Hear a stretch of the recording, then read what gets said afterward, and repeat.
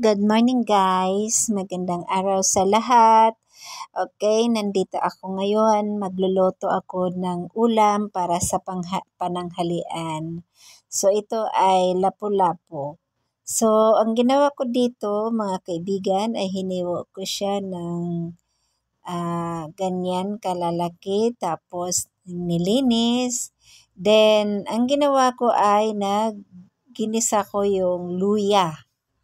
So, pag brown ng luya, gin-fry ko ng konti itong mga isda para sa ganun matanggal ang langsa niya na kapag sinabawan ay hindi mo siya malasahan na malangsa. So, ayan guys.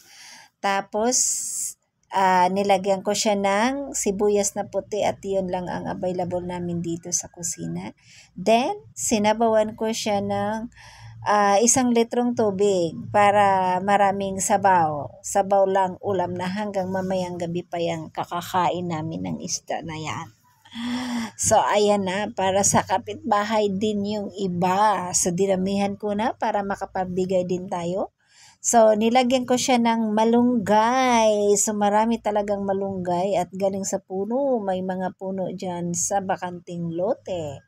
So, kumuha po ako ng marami para ilagay dito sa ating tinolang sinigang na isda. Ayan mga kaibigan, mga guys. So, ito na kumulo na yung ating isda.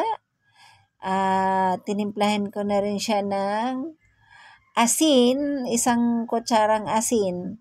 So, walang kutsara, kamay lang ginamit ko. So, inestimate ko na lang mga palangga dahil para okay. Ayan, nilagay ko na ang malunggay. So, green na itong ating tinulang isda. Green na siya. So, kailangan tayong kumain ng mga gulay. So, ngayon, nilagay ko na rin yung kalamansi.